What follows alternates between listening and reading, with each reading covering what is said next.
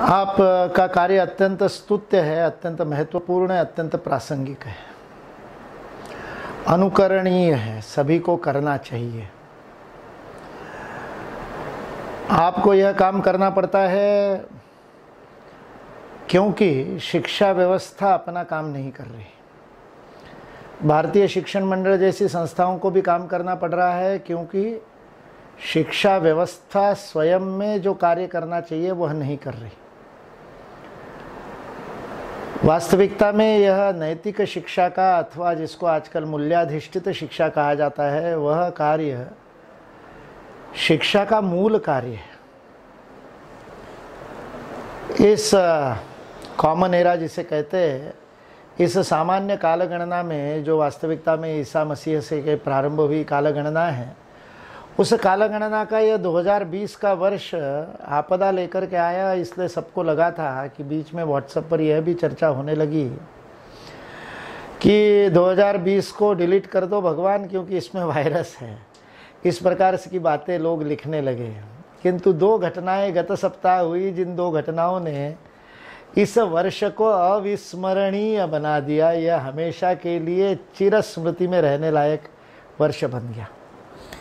एक महत्वपूर्ण घटना हुई 29 जुलाई को, जिस दिन भारत की राष्ट्रीय शिक्षा नीति की घोषणा हुई।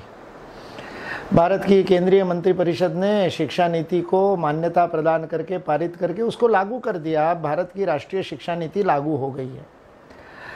और खास करके इस संस्था से, संस्कृति संवर्धन संस्था से जुड़े हुए लोगों को बड़ा आनंद होगा इस बात से कि उनके लिए यह इसलिए महत्वपूर्ण बात हो जाएगी संस्कृति संवर्धन प्रतिष्ठान के लिए कि इस शिक्षा नीति में इस बात को स्पष्टता से कहा गया है कि महापुरुषों की कथाओं का शिक्षा में महत्वपूर्ण स्थान है। इसलिए अनेक संत महात्माओं की, लगभग 24 संत महात्माओं के नाम उन्होंने दिए हैं। तिरुवल्लुवर से प्रारंभ करके श्रीमंत जो शंकर देव आसाम के हैं, वहाँ तक पूरे भारतवर्ष के अनेक संत महापुरुष, वीर पुरुष, शिवाजी, राणा प्रताप आदि का नाम राष्ट्रीय शिक्षा नीति के उस अभिलेख में, उस डॉक्यूमेंट में अंकित किया गया कि इनके जीवन के बारे में, चरित्र के बारे में कथाएं यह शिक्षा का अंग बननी चाहिए। इसलिए जो प्रयत्न गत 51 वर्षों से भारतीय शिक्षण मंडल कर रहा है और आप भी सब लोग इतने वर्षों से कर रहे हैं, उस प्रयत्न को अब व्यवस्था में भी स्थान मिला है। इसलिए हम सब लोगों को इसका मुक्त हृदय से स्वागत करना चाहिए। किंतु शिक्षा की संहिता में लिख देने से, नीति की संहिता में लिख देने से, डॉक्यूमेंट में अंकित हो जाने से वह क्रियान्वित नहीं हो जाती। क्रियान्वयन का कार्य तो हम लोगों को ही करना पड़ेगा और उसमें सबसे महती भूमिका शिक्षकों की भूमिका है। इसलिए आज के विषय में जो दूसरा भाग है, विषय का जो दूसरा उत्तरार्ध है, पूर्वार्ध में मूल्याधिष्ठित शिक्षा का उल्लेख है और उत्तरार्ध में कहा गया है शिक्षकों की भूमिका। मुझे यह ज़्यादा महत्वपूर्ण लगता है। पूरे समाज के मन को बनाने में शिक्षकों की भूमिका असाधारण महत्व की है। बीच में शिक्षा को भी बाजार का माध्यम बना दिया गया था, इसलिए शिक्षा मंत्रालय का भी नाम बदल करके मानव संसाधन विकास मंत्रालय कर दिया था। यह बाजार का शब्द है, ह्यूमन रिसोर्स, मनुष्य बल। यह बाजार का शब्द है कि किसी भी काम के लिए, किसी भी कल कारखाने के लिए, किसी भी उद्योग के लिए जैसे पूंजी चाहिए, यानी मनी चाहिए, वित्त चाहिए, वैसे ही उसके लिए मटेरियल चाहिए, रॉ मटेरियल चाहिए, कच्चा माल चाहिए। और तीसरी आवश्यकता है मनुष्य बल की, ह्यूमन रिसोर्स की। तो मनुष्य जो सारी संस्कृति का सोर्स है, उसको रिसोर्स बना देना ये बाजार का काम है। बाजार उसको रिसोर्स बना देता है, उपभोक्ता बना देता है, कर्ता नहीं रखता। उसको कहता है भोग करो और भोग में भी उपभोग करो। भोग का भी डेप्यूटी संचालक होता है, डेप्यूटी संचालक, उपसंचालक होता है, वैसे भोग का भी डेप्यूटी, उपभोग करो। इसलिए मनुष्य को जो उपभोक्ता बना देता है वो बाजार है और उस बाजार के लिए मनुष्य को तैयार करना यह शिक्षा का उद्देश्य बन गया था। इसलिए उसका नाम ह्यूमन रिसोर्स डेवलपमेंट मिनिस्ट्री ऐसा हो गया था, जबकि वास्तविकता में इस सारी व्यवस्था का उद्देश्य, शिक्षा का उद्देश्य मनुष्य के चरित्र निर्माण होना चाहिए। इसलिए विष्णु पुराण के उस श्लोक से मैंने प्रारंभ किया, सा विद्या या विमुक्त है, जो मुक्त करती है उसी विद्या कहते हैं। शिक्षा व्यवस्था मनुष्य को मुक्त करने वाली होनी चाहिए, मनुष्य को हर प्रकार के बंधन से मुक्त करने वाली होनी चाहिए। अज्ञान का बंधन हो तो उस बंधन से, निर्धनता का बंधन हो तो उस निर्धनता के बंधन से, मन में संकुचित संकीर्णताओं के भेद का बंधन हो तो उस भेद के बंधन से दूर करके एकत्व और समत्व में ले जाने वाली, ऐसे बंधन मुक्त करने वाली शिक्षा ही वास्तविकता में विद्या है। यह विद्या का उद्देश्य ध्यान में आने के बाद में पूरा का पूरा विषय ही बदल जाता है। इसलिए इस राष्ट्रीय शिक्षा नीति ने पुनरेव फिर एक बार हमारे उस मंत्रालय का नाम शिक्षा मंत्रालय कर दिया। भारतीय शिक्षण मंडल की मांग थी शिक्षा संस्कृति मंत्रालय, जैसा कि स्वतंत्रता के बाद में था, वह नाम कर दिया जाए, क्योंकि संस्कारों के बिना शिक्षा अधूरी है। केवल ज्ञान और कौशल से काम नहीं चलेगा। आधुनिक शिक्षा शास्त्र कहता है ज्ञान, कौशल और आचरण, तीन स्तरों पर, नॉलेज, स्किल एंड बिहेवियर, तीन स्तरों पर मनुष्य को तैयार करना, यह शिक्षा का उद्देश्य आधुनिक शिक्षा शास्त्र बताता है। लेकिन उससे गहरा उद्देश्य है मन को तैयार करना, और उस मन को तैयार करने के लिए संस्कार अधिक महत्वपूर्ण है, और उस संस्कारों से ही संस्कृति बनती है। इसलिए शिक्षा का उद्देश्य संस्कार भी होना चाहिए। इसलिए शिक्षा संस्कृति मंत्रालय यह आदर्श नाम हो सकता है। आधा हो गया, आधा और हो जाएगा, थोड़ा हम सब लोग दबाव बनाए रखेंगे तो अवश्य होगा। दूसरी एक महत्वपूर्ण घटना ने इस 2020 के वर्ष को चिरस्मरणीय बना दिया, और चूंकि संस्कृति संवर्धन प्रतिष्ठान रामायण को बड़ा महत्व देता है और रामायण की कथाएं शिक्षकों के माध्यम से छात्रों तक पहुंचाने का कार्य करता है, इसलिए यहाँ जुड़े हुए सब लोगों के लिए तो वह विशेष है ही, लेकिन विश्व भर में रहने वाले अब्जावधि भारतीयों के लिए, हिंदुओं के लिए, सनातनियों के लिए, भारत में आस्था रखने वाले सभी मत संप्रदाय मजहबों के उपासकों के लिए अत्यंत महत्वपूर्ण घटना 5 अगस्त को हुई कि श्री राम की निज धाम जिसे कहा जाता है, उस अवधपुरी में, उस अयोध्या में और मनुनिर्मित नगरी के अंदर और राम जन्मभूमि न्यास का एक भव्य मंदिर निर्माण का कार्यारंभ हुआ। ये दोनों बातें इस 2020 को चिरस्मरणीय करती है। अभी और 4-5 महीने बचे हैं तो उसमें और कुछ भी हो सकता है, लेकिन अभी तो यह चिरस्मरणीय करने वाला काम 2020 में हुआ है। हमारे आज के विषय से ये दोनों बातें जुड़ी हुई है। हम शिक्षा को मूल्याधिष्ठित, मूल्याधारित बनाना चाहते हैं, मूल्यवर्धक बनाना चाहते हैं, संस्कृति को संजोने वाली बनाना चाहते हैं, और उसमें शिक्षकों की भूमिका पर बात करना चाहते हैं। इसलिए मैं पहले शिक्षक होने के नाते शिक्षक की भूमिका पर 1-2 बातें कह करके फिर मूल्य आधारित शिक्षा पर आऊंगा। शिक्षक होना एक अत्यंत सौभाग्य का विषय है। मुझे पता नहीं हम में से कितने शिक्षक इस बात को हृदय के अंतस्थल से अनुभव करते हैं। मैं मानने की बात नहीं कर रहा हूं, मानते तो सभी है। मैं पूछूंगा, हाथ ऊपर करने को कहता हूं तो शिक्षक स्वाध्याय हम लेते हैं 3 दिन का भारतीय शिक्षण मंडल में, उसमें मैं पूछता हूं किस किस को शिक्षक होने पर गर्व है, तो सभी लोग हाथ ऊपर करते हैं, शिक्षक होने पर गर्व करें। मैं सामान्य गर्व की बात नहीं कर रहा हूं, सामान्य अभिमान की बात नहीं कर रहा हूं। मैं शिक्षक हूं इस बात पर केवल गौरव करने की बात नहीं कर रहा हूं। मैंने एक बहुत महत्वपूर्ण शब्द प्रयोग किया, हम में से कितने लोग इस बात को अंदर से, अंतस्थल से अनुभव करते हैं कि परम सौभाग्य से मैं शिक्षक बना हूं। स्वामी विवेकानंद का एक भाषण लाहौर में हुआ था 1897 में, 1897 में। आजकल लोगों को हिंदी के आंकड़े समझ नहीं आते, इसलिए अंग्रेजी बता देता हूं मैं। 1897 में, 1897 में स्वामी विवेकानंद का लाहौर में भाषण हुआ। हिंदू धर्म के सामान्य आधार, ऐसा उसका नाम है। 10 रुपए की छोटी सी पुस्तिका रामकृष्ण मठ और मिशन ने नागपुर से प्रकाशित की है। हिंदी में, मराठी में, अंग्रेजी में, सभी भाषाओं में उपलब्ध है। उस भाषण का प्रारंभ गुरु गोविंद सिंह का स्मरण करते हुए, लाहौर में खड़े इसलिए गुरु गोविंद सिंह का स्मरण करते हुए स्वामी विवेकानंद कहते हैं, गुरु गोविंद सिंह के समान सिंह बनो। फिर यह भी कहते हैं कि यह वही भूमि है जहाँ वेदों की ऋचाएँ पढ़ी गई, और ऐसा लाहौर के महत्व का स्मरण करते हुए, जो आज भारत का अंग नहीं है, कटी हुई भुजाओं का अंग है।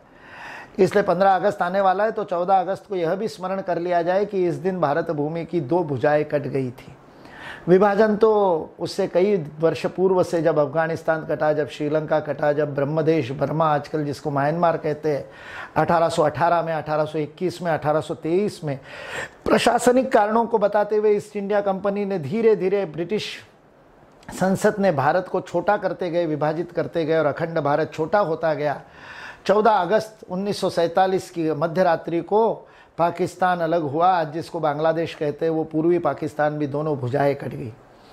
उस लाहौर में खड़े होकर के स्वामी विवेकानंद वेदों की ऋचाओं को याद करते हुए एक बहुत महत्वपूर्ण बात कहते हैं। स्वामी विवेकानंद कहते हैं कि भागवत कहता है, हमारे शास्त्र कहते हैं कि 84 लाख योनियों में भ्रमण करने के बाद जब पुण्य संचय होता है, आवश्यक पुण्य संचय होने के बाद में ही मनुष्य देह प्राप्त होता है। अति दुर्लभ मानव तन पावा, तुलसीदास जी कहते हैं, अत्यंत दुर्लभ ऐसा ये मनुष्य शरीर प्राप्त होता है अनेक जन्मों में, अनेक योनियों में पुण्य संचय करने के बाद। स्वामी विवेकानंद कहते हैं अनेक जन्मों के पुण्य संचय से मनुष्य का जन्म मिलता है, और वह पुण्य संचय जब दुगना हो जाता है, पुण्याई दुगनी हो जाती है, तब मनुष्य को भारत में जन्म मिलता है।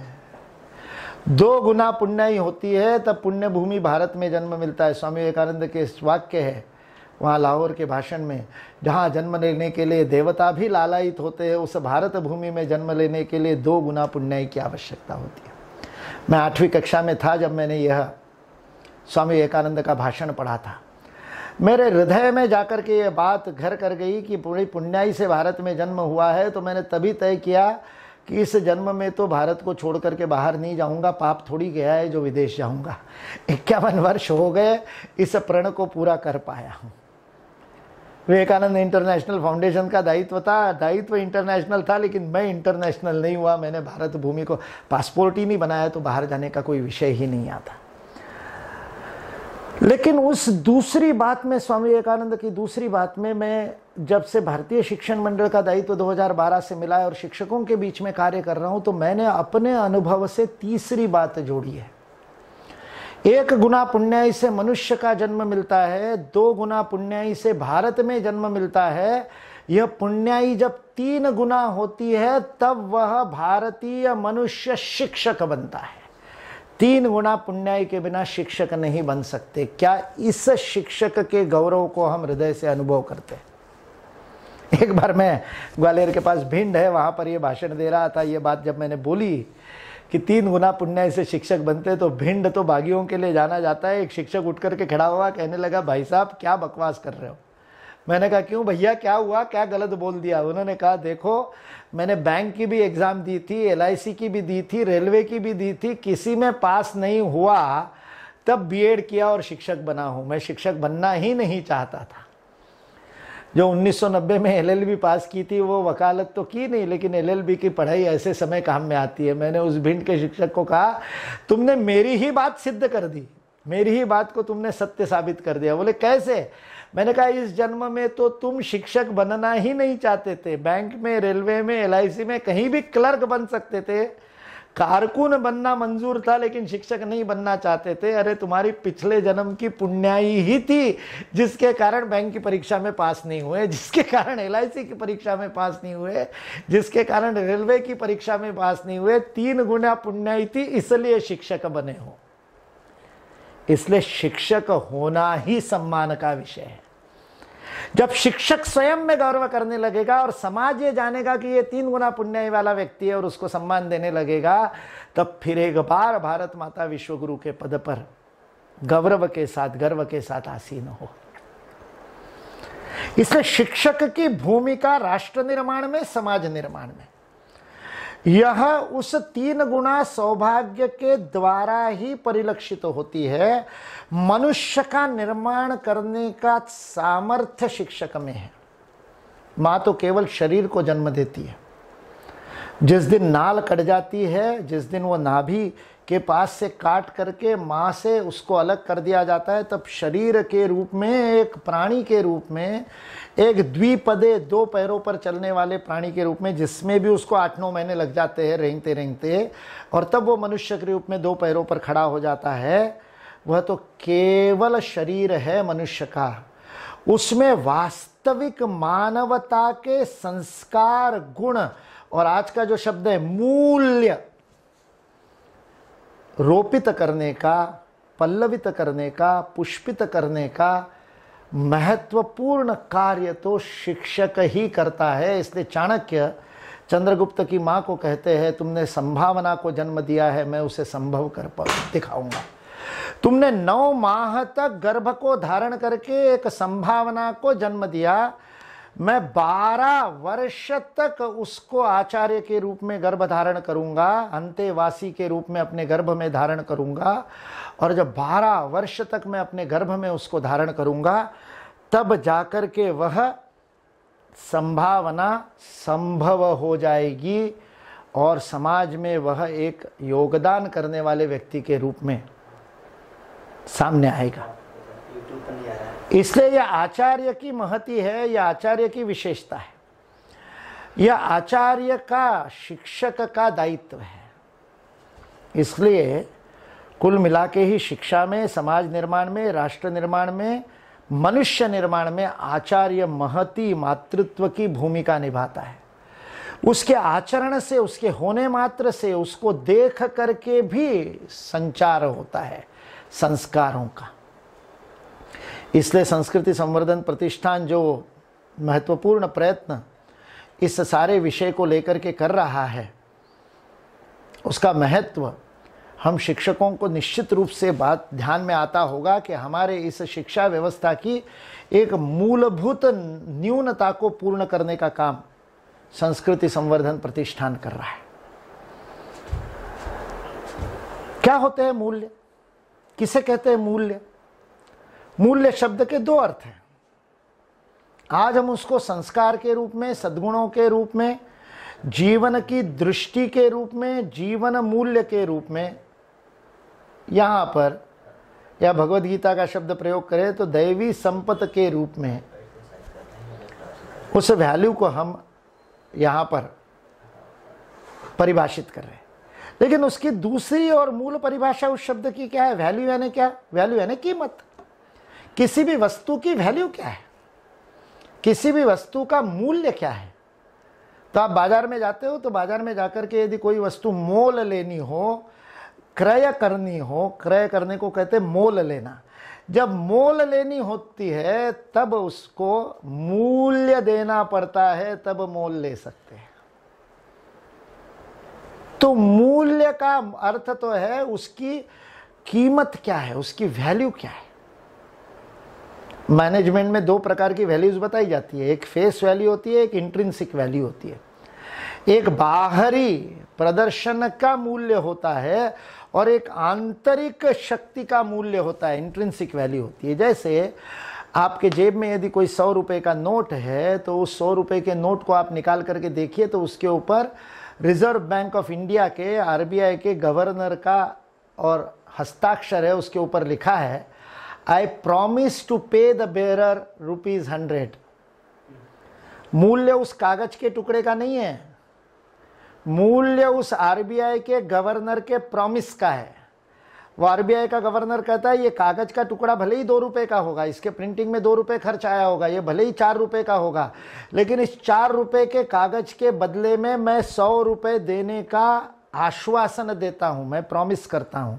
मूल्य तो उस आश्वासन का है, उस ट्रस्ट का है, उस विश्वास का है। और एक दिन रात को 8 बजे, 8 नवंबर की रात को 9 बजे आकर के माननीय प्रधानमंत्री जी ने कह दिया आज रात 12 बजे से 1000 रुपए के नोट बंद हो जाएंगे, मूल्य शून्य हो गया। एक क्षण में 1000 रुपए के कागज के नोट का मूल्य शून्य हो गया, क्योंकि ये फेस वैल्यू है। कोई प्रिंसिपल है, कोई प्रधानमंत्री है, कोई मुख्यमंत्री है, कोई न्यायाधीश पद पर बैठा हुआ है, उस पद के कारण उसका जो मूल्य है वो उसकी फेस वैल्यू है, पदे न है। उस 100 रुपए के कागज के टुकड़े का मूल्य उस आरबीआई के पद के द्वारा दिए गए प्रॉमिस के कारण 100 रुपए है, फेस वैल्यू। लेकिन वही 100 रुपए का चांदी का टुकड़ा है या 100 रुपए का सोने का एक छोटा सा टुकड़ा है, 1.5 मास का, रत्ती भर का छोटा सा कणक क्यों ना हो सोने का, आप कोई भी सीमाएं लांग दो, भारत के बाहर चले जाओ, विश्व में कहीं पर भी चले जाओ, उसका मूल्य आपको मिलेगा, क्योंकि वह उस सोने की इंट्रिंसिक वैल्यू है, फेस वैल्यू नहीं है, वो उसका स्वयं का आंतरिक मूल्य है। वैसे ही मनुष्य का चरित्र उसका आंतरिक मूल्य है। वो किस पद पर बैठा है उससे फर्क नहीं पड़ता, उसके सद्गुण, उसका चरित्र, उसके अंदर क्या है, वह उसे परिभाषित कहता है। इसे हम मूल्य कह रहे हैं। इसलिए जो मनुष्य को स्वयं की और समाज की दृष्टि में मूल्य प्रदान करता है उसको मूल्य कहते हैं। आज मेरा मूल्य मेरी डिग्री से नहीं है, डिग्री में तो मैं केवल LLB हूं, बैचलर हूं, मास्टर्स भी नहीं किया, परास्नातक भी नहीं किया मैंने, लेकिन बड़े बड़े कुलगुरु, बड़े बड़े PhD किए हुए कुलगुरु बुला करके मेरे भाषण सुनना चाहते हैं, मेरे फेस वैल्यू के कारण नहीं, मेरी डिग्री के कारण नहीं, मेरे पद के कारण नहीं। यदि आपके अंदर आंतरिक मूल्य होगा, यदि आपने अंदर में सद्गुण, ज्ञान को, प्रतिभा को, प्रज्ञा को विकसित किया होगा, तो वह आपको मूल्य प्रदान करेगा। इसलिए आचार्य का काम अपने छात्र को मूल्य प्रदान करना है, उसको मूल्यवान बनाना है, और उससे भी आगे चल करके उसको अमूल्य बनाना है, जिसका कोई मोल न लगा सके, जिसको कोई क्रय न कर सके, जो बेचा न जा सके, जो स्वयं को कभी ईमान को न बेचे, कुछ भी हो जाए जो बिके नहीं, ऐसा अनमोल रत्न तैयार करने का काम आचार्य को दिया है। यह आचार्य की भूमिका है। अब ये मूल्य कैसे मिलते हैं? क्या पाठ्यक्रम से मिलते हैं? क्या पाठ्यक्रम में दिए गए पाठों से मिलते हैं? क्या इंफॉर्मेशन से, क्या जानकारियों से, सूचनाओं से मिलते हैं, जिन सूचनाओं को रट करके, याद करके परीक्षा में वमन, उल्टी कर देने से आपकी गुण तालिका में अंक मिलते हैं? क्या वह सूचनाएं मूल्य प्रदान करती है? क्या उन सूचनाओं से आपके अंदर मूल्य आता है? नहीं, उनका अपना मोल है। वो इंफॉर्मेशन, वो जानकारियां सही ढंग से उसको यदि प्रोसेस किया जाए, उसके सही ढंग से यदि उसकी प्रक्रिया की जाए, तो एक ऐसे जीवनोपयोगी ज्ञान में परिवर्तित होती है जिसको लेकर के आप जीवन में उपजीविका के साधन ढूंढ सकते हैं। आप अपने जीवन में कुछ सेवा का, कुछ योगदान का काम कर सकते हैं। आप समाज को, राष्ट्र को, अपने उद्योग को, अपने परिवार को कुछ नया प्रदान कर सकते हैं। और जो आप प्रदान करेंगे वह सेवा होगी, वह कोई वस्तु होगी या आपका श्रम होगा, तो उसके प्रतिफल में आपको मूल्य मिलेगा, कर्म फल मिलेगा, धन मिलेगा, या तो लाभ के रूप में या वेतन के रूप में। यह प्रक्रिया तो सामान्य जीवन की प्रक्रिया है, लेकिन जिस आंतरिक मूल्य की हम बात कर रहे हैं, जिस इंट्रिंसिक वैल्यू को डेवलप करने की बात कर रहे हैं, जिसको हम चरित्र निर्माण कहते हैं, निर्माणों के पावन युग में हम चरित्र निर्माण न भूले। जो मनुष्य निर्माण, man making education Swami Vivekananda कहते हैं, उन्होंने शब्द प्रयोग किया मैन विथ कैपिटल M। ऐसा चरित्रमान मनुष्य बनाने का जो कार्य है, वह कार्य ये मस्तिष्क में भरी जाने वाली सूचनाओं से नहीं होता। वह कार्य है हृदय का, वह कार्य है भाव के संस्कार का, वह कार्य है मन के संस्कार का।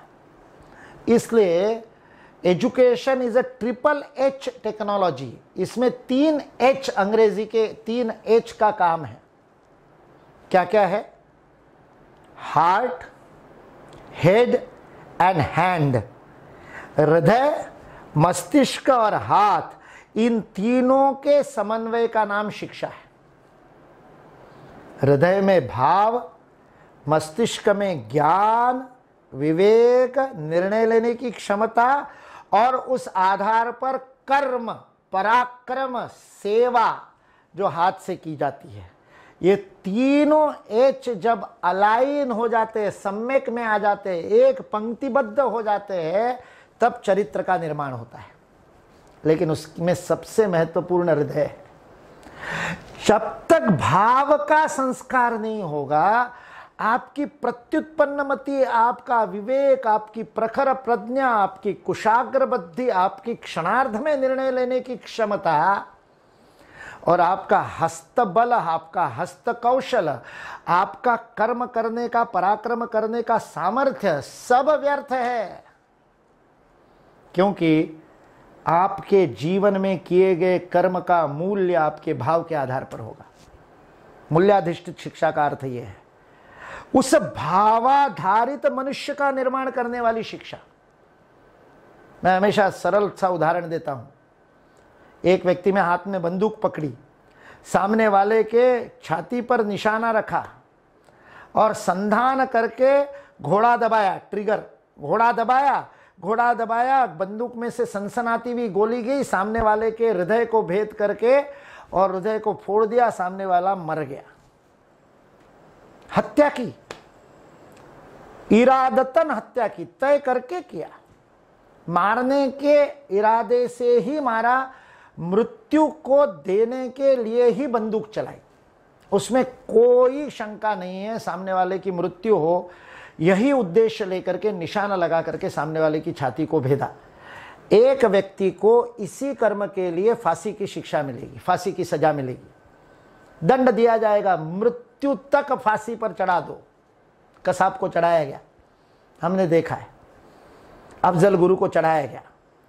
इरादतन दूसरे की हत्या करने के आरोप में मन की इच्छा के साथ नियत होते हुए सामने वाले को मारा, मृत्यु का दंड मिलेगा, मृत्यु दंड मिलेगा, फांसी की सजा मिलेगी। इसी काम के लिए बंदूक उठाई, सामने वाले की छाती पर संधान किया, निशाना लगाया, घोड़ा दबाया, बंदूक चली, सामने वाले की छाती को भेदा, हृदय फूटा, सामने वाला मर गया। इसी कर्म के लिए दूसरे व्यक्ति को परमवीर चक्र दिया जाएगा।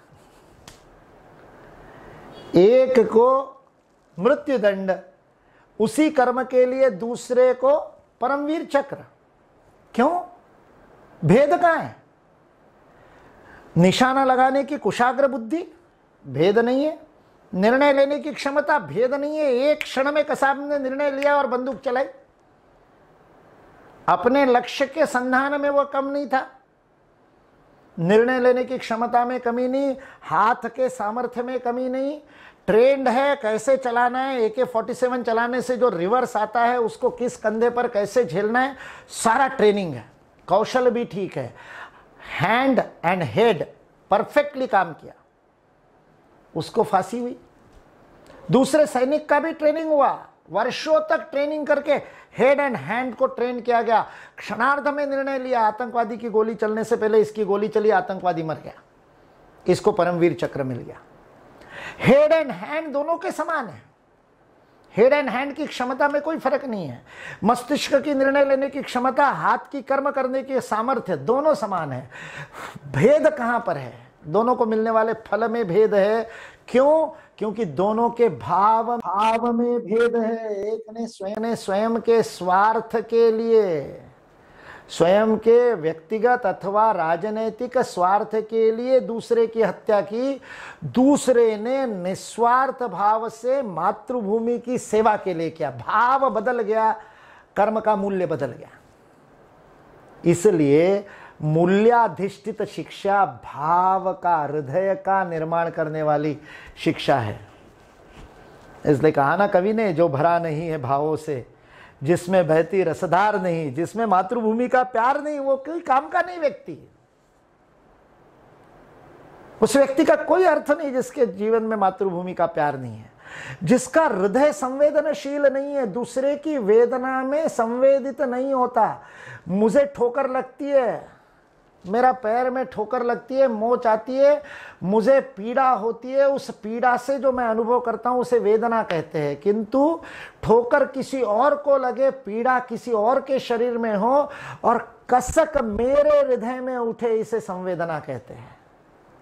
मनुष्य को मनुष्य बनाती है संवेदना। आज हिंसा को टीवी पर देख देख करके हमारे बच्चों की संवेदना मर रही है। इसलिए चलते चलते पेड़ को तोड़ करके मसल देने में उसको आनंद आता है। चुपचाप सड़क पर बैठे हुए आवारा कुत्ते को पत्थर मार करके क्या क्या क्या क्या चिल्लाता है और बच्चा हंसता है। दूसरे को फिसलता हुआ देख करके दूसरे को चोट पहुंचने से हंसता है। ये संवेदना मर गई, क्योंकि हृदय का विकास शिक्षा में है ही, व्यवस्था में है ही नहीं। अभी इस नीति में डाला है, अमल कैसे होता है हम शिक्षकों पर निर्भर करेगा। क्योंकि हृदय का विकास पाठ्यक्रम पाठ्यचर्या नहीं कर सकती। पाठ्य में होने वाली, कक्षा में होने वाली चर्चा नहीं कर सकती।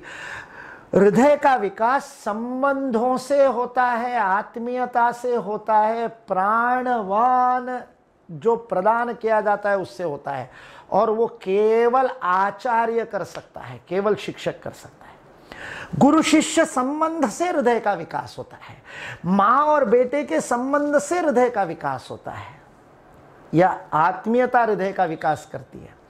इसलिए रामायण, महाभारत और महापुरुषों की जो कथाएं, जिनका उपयोग करके संस्कृति संवर्धन प्रतिष्ठान बच्चों के अंदर मूल्य प्रदान करने का काम कर रहा है, वो वास्तविकता में इस हृदय के विकास का काम कर रहा है, हृदय के विस्तार का काम कर रहा है। मैं से हम की ओर जब हृदय जाता है तब मनुष्य का वास्तविक निर्माण होता है। जो स्वार्थी है वह देशद्रोही है। बहुत स्पष्ट शब्द कह रहा हूं। मराठी में कहते हैं ना कुणाचा अध्यात न मध्यात, किसी के फटे में टांग नहीं अड़ाता, केवल अपने स्वार्थ के लिए जीवन जीता है, उससे बड़ा देशद्रोही कोई नहीं। जब तक आप निस्वार्थ भाव से सेवा नहीं करते हो, आप अपने आप के साथ मनुष्य कहलाने के योग्य नहीं हो। और यह सेवा का मूल संवेदना में है। एम्पथी अंग्रेजी में शब्द है। दूसरे के कष्ट को अपना मान करके अनुभव करना, एम्पथी, उसके जैसा ही अनुभव करना, सिंपथी नहीं। सिंपथी में आप अलग है वो अलग है, वह सह अनुभूति है। उसकी अनुभूति, आप केवल उसकी प्रतिछाया, जेरोक्स कॉपी, फोटो कॉपी आप अनुभव कर रहे हो सिंपथी में। इसलिए सहानुभूति नहीं चाहिए, संवेदना चाहिए, एम्पथी चाहिए। उस एम्पथी से करुणा जगती है, और जब करुणा जगती है तब मनुष्य का निर्माण होता है। आज हमारे छात्रों में वो करुणा जगाने का काम हमारे कथा कथन के माध्यम से होता है। वो उसका सर्वोत्तम माध्यम है, वो भाव का निर्माण करता है। कथा कथन मस्तिष्क के लिए है ही नहीं, कथा कथन हृदय के लिए है। इसलिए बालकों को कथा अच्छी लगती है।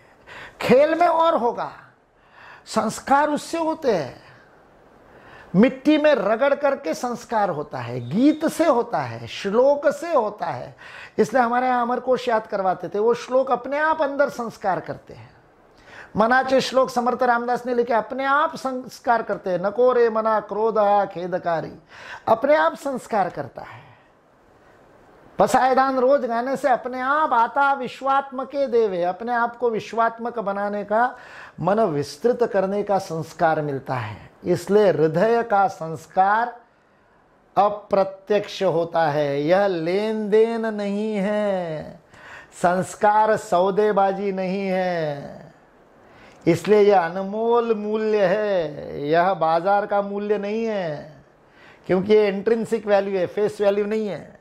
इसलिए इसको सौदा नहीं कर सकते। माता पिता कहते हैं मैंने हमारे बच्चों के लिए इतना कुछ किया, लेकिन बड़ा होकर के अब ये बच्चा हमारे तरफ ध्यान नहीं देता। अरे देगा ही नहीं। ये संस्कार सौदेबाजी नहीं होती, मैंने उसको दिया इसलिए वो मुझे देगा, नहीं।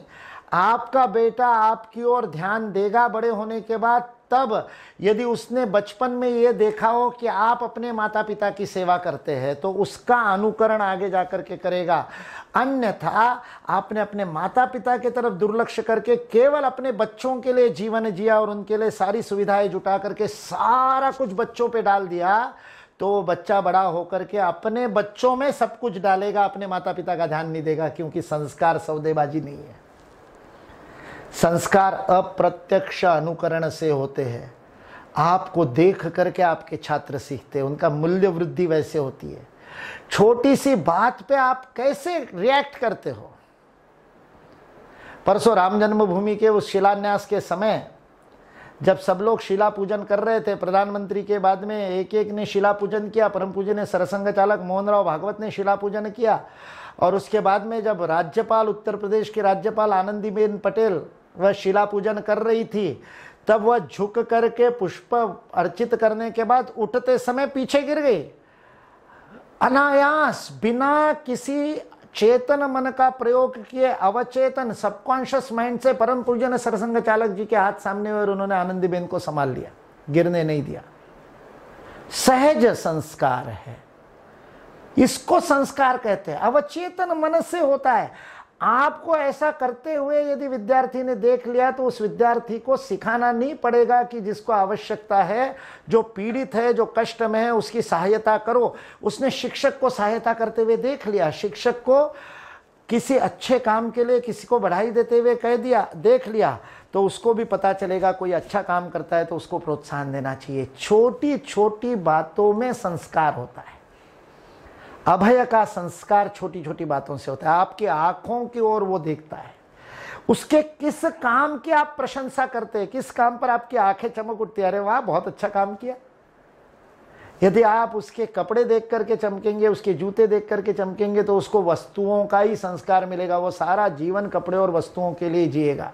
और यदि आप उसके सुंदर हस्ताक्षर को, सुलेख को देख करके आंखें चमकते, हाँ मोतियों जैसा है, तो सारे लोग अपने अक्षर मोती जैसे बनाने की कोशिश करेंगे। क्योंकि शिक्षक के लिए आज भी जो आदर विद्यार्थी के मन में, आप उसकी कल्पना नहीं कर सकते।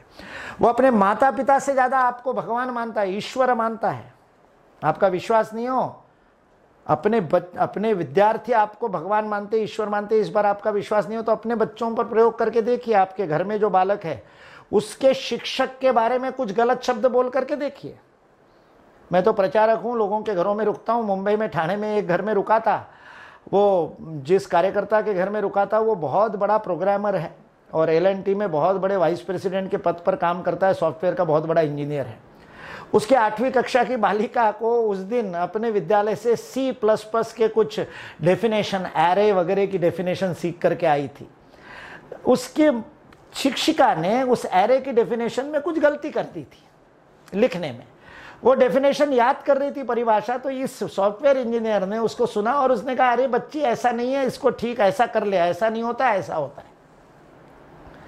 उसने सही परिभाषा बताई, वो बच्ची मानने को तैयार नहीं। 1.5 घंटे तक बेटी और पिता के बीच में विवाद होता रहा। बेटी कहती रही, मेरी शिक्षिका ने जो कहा है वही सत्य है। होगा तू वाइस प्रेसिडेंट किसी बड़ी सॉफ्टवेयर कंपनी का, होगा दुनिया के लोग तुमको पूछते होंगे C++ के लिए, मेरे लिए तो मेरी शिक्षिका भगवान है। उस बच्ची का ये भाव था, कहानी उसने ये, मैं भाव बता रहा हूँ। मैं 1.5 घंटे तक मजे ले रहा था, उस विषय को सुन रहा था। 1.5 घंटे बाद वो बच्ची को जैसे तैसे, उसने समझा तो पाया ही नहीं, उसी ने हार मान के बच्ची को छोड़ दिया। फिर मेरे को कहता है, देखो भैया ये कैसी स्थिति हो गई, शिक्षक गलत सिखा रहे और बच्ची मान नहीं रही। देखो मैं क्या करूं। मैंने उसको तुरंत कहा, गलती तो तुम्हारी है। वो कहे मेरी क्या गलती है, एरे की डेफिनेशन। मैंने कहा एरे की डेफिनेशन तुम्हारी सही है, किंतु डेफिनेशन को सिखाने का तुम्हारा तरीका गलत है। बोले क्यों? मैंने कहा तुम चाहे जो कर लो, बच्ची अपने शिक्षक को कभी गलत नहीं कहेगी। तो बोले फिर गलत डेफिनेशन जाने दो। मैंने कहा नहीं, बिल्कुल नहीं, डेफिनेशन सही करो, लेकिन तुम्हारा काम ये होना चाहिए था कि तुम अपनी बच्ची से उसकी शिक्षिका का फ़ोन नंबर मांगते। अरे वो तो मेरे पास है। मैंने कहा तू शिक्षिका को व्हाट्सअप कर दे एरे की सही डेफिनेशन। वो शिक्षिका कल तेरी बच्ची को बताएगी कि ये डेफिनेशन सही है, तेरी बच्ची मान जाएगी। 1.5 घंटा विवाद करने की जरूरत नहीं थी। बच्चे आज भी आचार्यों को, अपने शिक्षकों को भगवान मानते हैं, इसलिए आप जो बताओगे उसका संस्कार होता है। इसलिए आपकी वाणी का संस्कार है, आपके आचरण का संस्कार है, आपके चेहरे के भावों का संस्कार है, आपके एक स्मित हास्य का, आपकी एक मुस्कुराहट का संस्कार है। शिक्षक ही मूल्य प्रदान करते हैं। मैं बहुत पढ़ता था, 8वीं कक्षा में नागपुर की 3-4 वाचनालय पूरे हो गए, वहाँ की पुस्तकें पूरी पढ़ ली, इसलिए वाचनालय मुझे बदलने पड़े। मेरा विवेकानंद केंद्र से संबंध ही इसलिए आया कि वहाँ नया वाचनालय बन रहा था और मैं जो जो पुस्तक बताता था वो लोग खरीद लेते थे, इसलिए विवेकानंद केंद्र से जुड़ा और विवेकानंद केंद्र का जीवन वृत्ति बन गया। बाद में अभी भारतीय शिक्षण मंडल में हूँ, लेकिन इतना पढ़ता था, चाहे जो पढ़ लेता था। उस समय जो नहीं पढ़ना चाहिए वो भी पढ़ता था। मेरी माँ ने कभी एक बार भी मुझे प्रतिबंधित नहीं किया ये मत पढ़ो ये पढ़ो, किंतु बिल्कुल बिना प्रयास के अनायास अप्रत्यक्ष रूप से संस्कारित किया। तब तो मेरे को पता नहीं चला, अब मैं उसकी साइकोलॉजी को समझता हूं, तब मेरे को ध्यान आता है माँ ने कितनी चतुराई से मेरी रुचि को दिशा दी। नासी फड़के जैसे या वीस खांडेकर जैसे श्रृंगार के यदि उपन्यास उस समय में घर लेकर के जाता था, तो मेरी माँ 8वीं कक्षा में 9वीं कक्षा में मुझे ये नहीं पढ़ना चाहिए ये कभी नहीं कहा मेरी माँ ने, किंतु वो ध्यान देती थी कि मैं देख रहा हूँ, और उस समय टेबल पर मेज पर रखी हुई इस किताब को उठाती और उसको देख करके मुंह मोड़ देती और ऐसा मुंह टेढ़ा करती। उस टेढ़े मुंह से मेरे मुंह में मेरे मन में संस्कार जाता, गलत किताब ले आया, दूसरे दिन वापस कर देता, अगले बार उस प्रकार की किताब नहीं ले आता था। जब तक मैं फर्स्ट ईयर में नहीं गया तब माँ ने कहा अब तुम पढ़ सकते हो, अब तुम श्रृंगार साहित्य पढ़ सकते हो। तब तक माँ ने बिना बताए प्रतिबंधित नहीं किया, ये नहीं कहा इस लेखक को मत ले आना, कभी नहीं कहा। किंतु जब मैं अच्छी किताब ले जाता था, मैं मृत्युंजय लेकर के गया, मैं छावा लेकर के गया, मैं श्रीमान योगी लेकर के गया, जब उन कथाओं की पुस्तकों को मैं लेकर के गया, झुंझ लेकर के गया, झेप लेकर के गया, यशवंतराव होळकर के बारे में, महादजी सिंधिया के बारे में, तो उस समय उस पुस्तक को देख करके मेरी माँ ने शाम को भोजन के समय सबको कहा, अरे ये बहुत सुंदर पुस्तक मुकुल लेकर के आया है, तुमने पढ़ी है क्या? अच्छी बात की प्रशंसा, बुरी बात के लिए बिना किसी प्रत्यक्ष चार लोगों के सामने कभी माँ ने नहीं कहा गलत किताब लाए, लेकिन मुझे समझ में आया, ऐसे संस्कार दिया और मेरी रुचि को विकसित कर दिया। संस्कार ऐसे होते हैं, मूल्य ऐसे निर्माण होते हैं। यह शिक्षकों का दायित्व है, वह करने का अवसर यह संस्कृति संवर्धन प्रतिष्ठान हमको दे रहा है। इस बात के लिए हम सब लोगों को अपने मन में कृतज्ञता का भाव रखते हुए इस काम को हम और अधिक अच्छी तरह से किस प्रकार से कर सकते हैं, उसके लिए अपना वाचन बढ़ाना, उसके लिए और अतिरिक्त पुस्तकों को पढ़ना और अपने कथा कथन के स्किल को, कौशल को बढ़ाना। आंखों के सामने शब्द चित्र खड़ा होना चाहिए। हमारे गुजरात के मित्र वो कहते थे, कौवा आया डाली पे बैठा और डाली लपकी। वो कहे उस कथानक में लपकने का कोई उपयोग नहीं है, कौवा बैठा डाली पे इतने से काम हो सकता है, लेकिन कथा कथन करने वाला डाली को लपकाता है ताकि उस सुनने वाले के आंखों के सामने शब्द चित्र खड़ा हो जाए। उस बालक के लिए वो लपकना बहुत महत्वपूर्ण है। ऐसी छोटी छोटी बातों से तुलसीदास जी कहते, कान तक प्रत्यंचा खींची राम ने कोदंड की। अब वो कान तक जब बोलते हैं तब उस बालक के मन में पूरा चित्र खड़ा होता है, कैसे हाथ में कोदंड होगा, कैसे कान तक गया। कथा कथन के ये विशेषताएं है, इसको हम धीरे धीरे वॉइस मॉड्यूलेशन आदि को करते करते सीखते जाते हैं और हमारी अपनी शैली विकसित होती है। हम सब लोग एक अत्यंत महत्वपूर्ण कार्य में लगे हुए हैं। यह ईश्वर ने हमको अवसर दिया है, इसलिए जैसे मैंने प्रारंभ किया था 3 गुना पुण्य से शिक्षक बने हो, 4 गुना पुण्य थी तब ऐसे स्वयंसेवी संगठनों के संपर्क में आए हो। संस्कृति संवर्धन संस्थान हो या भारतीय शिक्षण मंडल के कार्यकर्ता बनने का अवसर मिला है तो 4 गुना पुण्य है। उस 4 गुना पुण्य का उपयोग करके हम मनुष्य निर्माण का, चरित्र निर्माण का, राष्ट्र निर्माण का और उस माध्यम से मानवता के निर्माण का, विश्व कल्याण का महत्वपूर्ण कार्य कर रहे हैं। इस भाव को मन में जगा करके हम कार्यरत रहे, इसी प्रार्थना के साथ अपनी वाणी को विराम देता हूं। जय हिंद।